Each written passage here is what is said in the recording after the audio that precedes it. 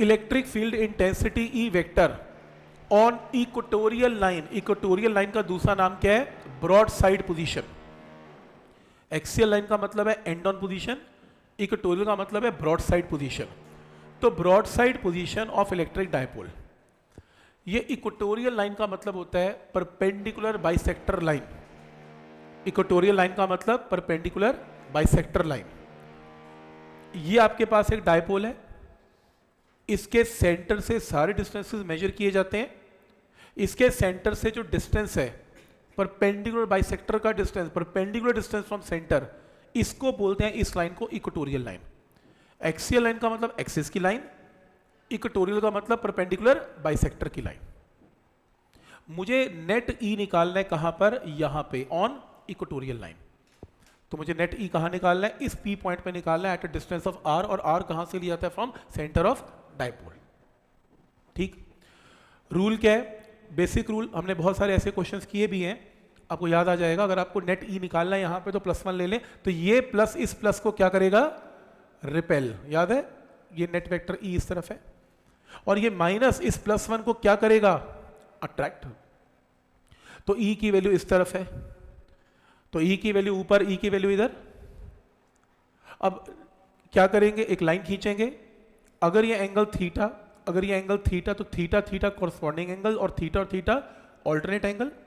इस ई के कंपोनेंट्स बनेंगे। पहला कंपोनेंट क्या बनेगा? ई कॉस थीटा, और इस तरफ क्या बनेगा? ई साइन थीटा। इस ई का कंपोनेंट यहां पर क्या बनेगा? ई कॉस थीटा, और इस तरफ क्या बनेगा? ई sine theta. E sine theta, E sine theta आपस में कैंसल। तो नेट ई की वैल्यू क्या आएगी? 2e cos theta. किया हमने ऐसा क्वेश्चन, तो मैंने तभी आपको सुपरपोजिशन प्रिंसिपल के अंदर ऐसे क्वेश्चन जानबूझ के करवाए थे, ताकि एटलीस्ट आपको ये चीजें समझनी इजी हो जाए। तो याद तो कुछ करना ही नहीं है। ये आपके पास आर, ये ए, ये थीटा थीटा बना लेना है। ये +1 है, इस चार्ज ने इसे रिपेल किया, इस नेगेटिव ने इसे अट्रैक्ट किया। Theta theta corresponding, theta theta alternate. E का एक component E cos theta, E sine theta. E का एक component E cos theta, E sine theta. E sine theta will cancel E sine theta. Net E की value क्या आएगी? 2e cos theta, 2e cos theta. E की value है क्या? 1/4 pi epsilon not Q divided by, ये Pythagoras से distance आ गया, तो 1/4 pi epsilon not Q divided by this distance का स्क्वायर, ये रहा, ये रहा। और cos थीटा की वैल्यू क्या होगी? cos थीटा की वैल्यू होगी a divided by this term, तो cos theta a divided by √r² plus a²। क्या है पॉइंट? यहां तक क्लियर है? तो cos थीटा निकाल लोगे ट्राइंगल से, तो cos थीटा यहां से पुट कर लेना a अपॉन दिस टर्म, और e तो आप निकाल ही लोगे, इसके बीच में e की ये वैल्यू है। अंडर और स्क्वायर कैंसिल, तो इसकी होल पावर क्या होगी? 1। इसकी पावर कितनी है? हाफ। जब ये मल्टीप्लाई होंगे 1 और हाफ, तो क्या आएगा? 3/2। तो क्या आएगा? Raise to power 3/2। Q into 2a क्या होता है? P। इसकी जगह P। फॉर्मूला नोट करो ई इक्वेटोरियल का। जब ये पेपर में ई इक्वेटोरियल आएगा तो लिखो फॉर्मूला रजिस्टर के अंदर, E electric field intensity on equatorial line, ये फॉर्मूला। ठीक है, तो ये फॉर्मूला नोट करो। लेकिन जब ये एग्जाम में न्यूमेरिकल आएगा तो आप इस न्यूमेरिकल को कर नहीं पाएंगे इस फॉर्मूले के साथ, क्योंकि यहाँ पर रेज़ टू पावर 3/2 है, और 3/2 सॉल्व करना थोड़ा मुश्किल है। आप लिखो, मैं बताता हूँ उसके बाद क्या करना है। लिखो, फॉर्मूला रजिस्टर मेंटेन करना है। बहुत फॉर्मूलाज हैं +2 के अंदर, बिना फॉर्मूला रजिस्टर के चल नहीं पाओगे, बहुत लंबा नहीं चल पाओगे, लिखना पड़ेगा आपको।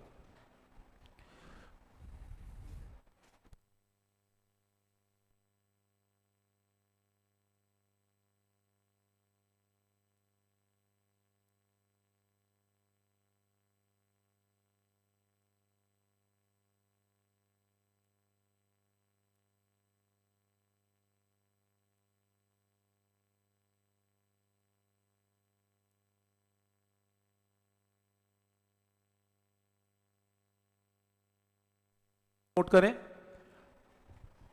शॉर्ट डायपोल क्या होता है, क्या पता था? जिसका ए बहुत छोटा होता है, और अगर ए बहुत छोटा है तो कैन बी निगलेक्टेड।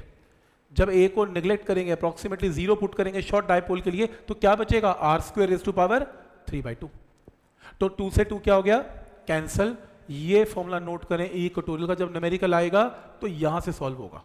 तो नोट करें 1/4 pi epsilon naught P divided by r cube, और पेपर में आएगा ई इक्वेटोरियल में आर के साथ इसका क्या रिलेशन है, तो इनवर्सली प्रोपोर्शनल हो गया इन आर का क्यूब मार्क करना, आर स्क्वायर मत करना, आर क्यूब करना, आर क्यूब इंपॉर्टेंट है। प्लेट येलो वाली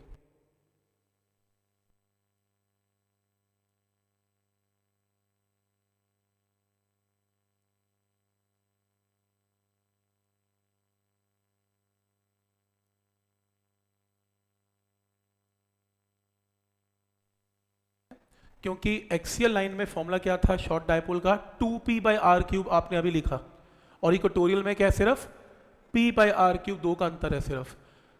तो मैं फिर से बोल रहा हूं एक्सियल लाइन के ऊपर जो फॉर्मूला था वो ये था, इक्वेटोरियल में ये फॉर्मूला है। सीबीएसई का आप 1 नंबर का क्वेश्चन सुन लो, what is ratio of E axial and E equatorial for a short dipole, सब कट गया तो क्या आएगा, E axial divided by E equatorial की रेशियो क्या आएगी 2:1। ये रेशियो, ऐसे क्वेश्चन आते हैं बोर्ड में।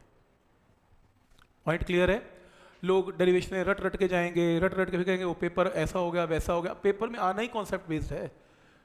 तो पॉइंट समझ में आ रहा है यहाँ तक कि कैसे क्वेश्चन पकड़ में आएंगे। तो ई इक्वेटोरियल और ई एक्सियल में ई एक्सियल बाई इक्वेटोरियल की रेशियो क्या आएगी 2:1, और न्यूमेरिकल में ये दोनों फॉर्मूला नोट करेंगे। कोई भी न्यूमेरिकल आएगा डायपोल का वो ऐसे सॉल्व करना है। आज क्लास में इसकी प्रैक्टिस होनी है, ठीक है यहां तक? ठीक। अगला क्वेश्चन सुनो क्या आएगा। अगला क्वेश्चन आएगा ई इक्वेटोरियल में, अगर आप ध्यान से देखें इसके अंदर जो डायपोल मोमेंट है वो कहां पे है, नेगेटिव से पॉजिटिव, नेगेटिव से पॉजिटिव, डायपोल मोमेंट नेगेटिव से पॉजिटिव है, राइट। लेकिन नेट ई की वैल्यू कहां आई थी, टुवर्ड्स लेफ्ट। चेक कर रहे हो, ये पी वेक्टर है और ये नेट ई वेक्टर है, ये पी वेक्टर है, ये नेट ई वेक्टर है। तो क्वेश्चन आएगा इक्वेटोरियल लाइन पे पी वेक्टर और नेट ई वेक्टर में एंगल क्या बनेगा, 0 की 180। नेट ई इधर है, पी वेक्टर इधर है, ये एंगल क्या बना 180।